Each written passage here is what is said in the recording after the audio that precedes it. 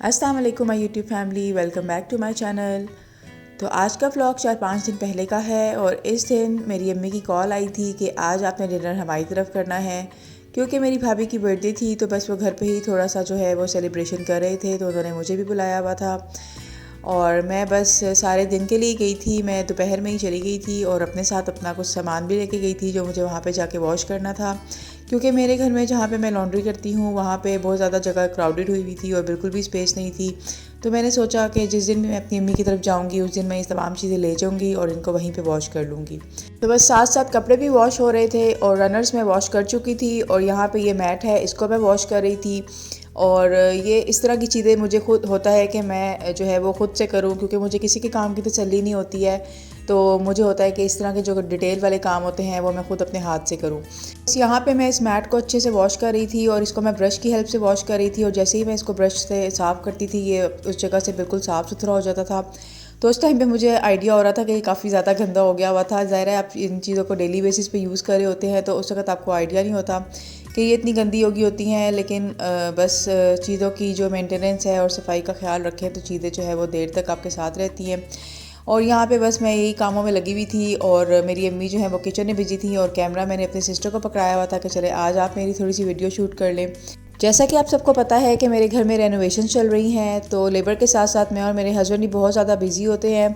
और काफ़ी दिन हो गए थे मैं अपनी अम्मी की तरफ ही नहीं गई हुई थी, तो मैं उदास भी हुई थी और मेरी अम्मी की कॉल भी आई। तो बस फिर मैंने सोचा कि अपने आप को भी छुट्टी देनी चाहिए, तो इसलिए मैंने अपनी अम्मी को जो है वो एग्री कर लिया कि चले मैं इंशाल्लाह ज़रूर आऊँगी। और यहाँ पे मेरी अम्मी जो है वो किचन में बिजी थी और वो अफ़गानी पुलाव बना रही थी जो कि बहुत टेस्टी बना हुआ था। तो यहाँ पे वो पहले से तैयारी कर चुकी हुई थी, तो इसकी डिटेल रेसिपी मैं डिस्क्रिप्शन में ऐड कर दूँगी। लेकिन यहाँ पे मैं आपको रफली थोड़ा सा बता देती हूँ कि ये उन्होंने किस तरीके से बनाया था। अच्छा, यहाँ पे अम्मी ने 1 kg राइस लिए हुए थे और उसको उन्होंने भिगो के रख लिया हुआ था। और इसके अलावा उन्होंने बीफ जो है वो तकरीबन 2 kg से थोड़ा सा कम था वो यूज़ किया था। और बीफ को उन्होंने उसके अपने ही पानी और ऑयल में अच्छे से भून लिया था, तकरीबन 35 to 40 मिनट्स बिल्कुल हल्की आंच पे आपने बीफ को अच्छे से, या अगर आप मटन यूज़ कर रहे हैं उसको अच्छे से जो है वो अपने भून लेना है। उसके बाद आपने इसकी यखनी रेडी करनी है और यखनी के लिए आपने इसके अंदर 1 अदद प्याज लेनी है बड़ी, और 1 पूरी गट्ठी आपने लहसुन की लेनी है।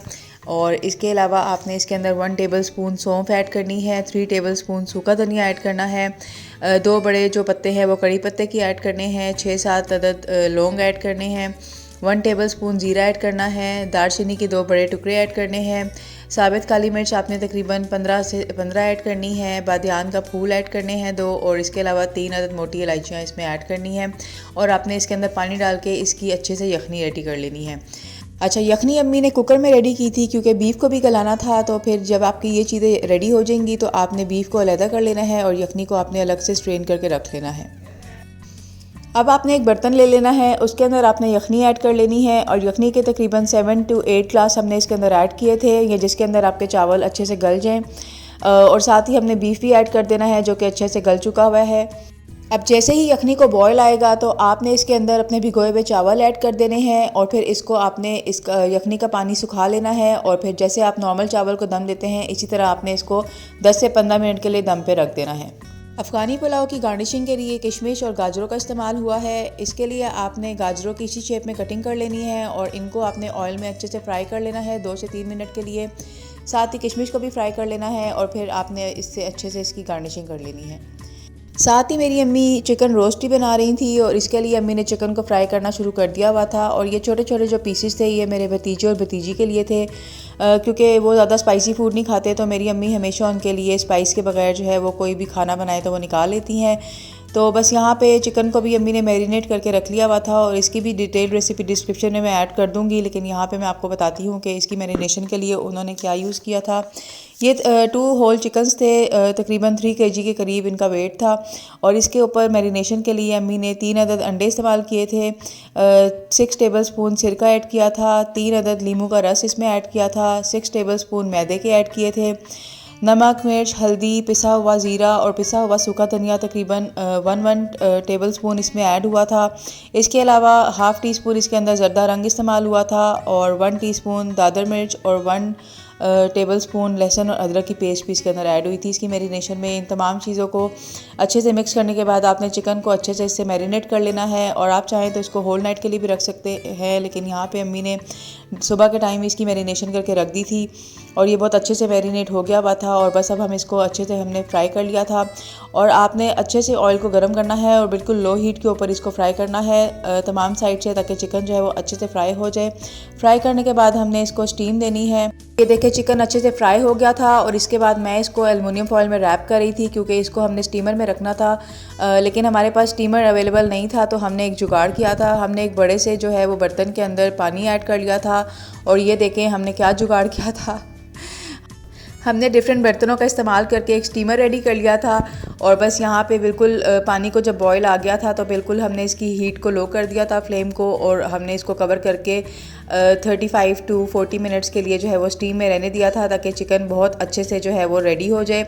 और ये देखें मज़ेदार सा डिनर जो है वो रेडी हो गया था, अफ़गानी पुलाव और चिकन रोस्ट। और एक और गलती हमसे हो गई थी कि हमने इसकी लेग्स को टाई नहीं किया था। तो आप जब भी चिकन को रोस्ट करें आप इसकी लेग्स को पहले ही टाई कर लें, ताकि आपको फ्राई करने में इसकी प्रॉब्लम ना हो। डिनर के साथ साथ यहाँ पे बहुत ही यमी सा केक भी रेडी हो रहा था, जो कि मेरी सिस्टर रेडी कर रही थी। और यहाँ पे बस व्हिपिंग क्रीम को हमने अच्छे से बीट कर लिया था, और ये देखें बहुत ही ज़बरदस्त से स्पंज केक जो है वो रेडी हो गए हुए थे। अब हमने इसकी डेकोरेशन करनी थी। इसको हमने अच्छे से शुगर सिरप के साथ पाइनएप्पल सिरप के साथ मॉइस्ट कर लिया था, और इसके बाद हमने इसके ऊपर चॉकलेट गनाश लगा दी थी। आप सोच रहे होंगे कि हम हमेशा बर्थडेज़ पे घर पे ही केक बनाते हैं, तो ऐसी बात नहीं है, हम बाहर से भी केक्स लेकर आते हैं, लेकिन जब आप घर में कोई चीज़ किसी के लिए बहुत प्यार से बनाते हैं तो इसकी बात ही कुछ और होती है। और अगर आपको इन तमाम चीज़ों का शौक़ है बेकिंग का, और आप ये चीज़ें कर सकते हैं, तो आपको ज़रूर अपने टैलेंट को जो है वो यूज़ करना चाहिए, इस्तेमाल करना चाहिए। तो बस गनाश लगाने के बाद इसके ऊपर हमने व्हिपिंग क्रीम भी लगा दी थी, साथ पाइनएप्पल और चॉकलेट चिप्स भी लगा दिए थे, और जो सेकंड लेयर थी वो भी केक की हमने इसी तरह से रेडी करके इसके ऊपर लगा दी थी, और इसको पूरा क्रीम से कवर कर दिया था। और यहाँ पर साथ साथ मेरी बेटी भी अपना छोटा सा केक का पीस डेकोरेट कर रही थी। तो बस यहाँ पे जो है वो थोड़ी देर के लिए केक को हमने फ्रिज में रखा था, ताकि क्रीम सेट हो जाए। और उसके बाद ये देखें बहुत ही खूबसूरत सी ड्रेसिंग जो है वो मेरी सिस्टर ने इसकी कर ली थी, और अब वो बहुत ही प्यार से जो है वो मेरी भाभी का नाम यहाँ पे लिख रही थी। ये छोटी छोटी खुशियाँ होती हैं जो हमें एक दूसरे के साथ जो है वो बांटनी चाहिए, और इनको मिल के सेलिब्रेट करना चाहिए।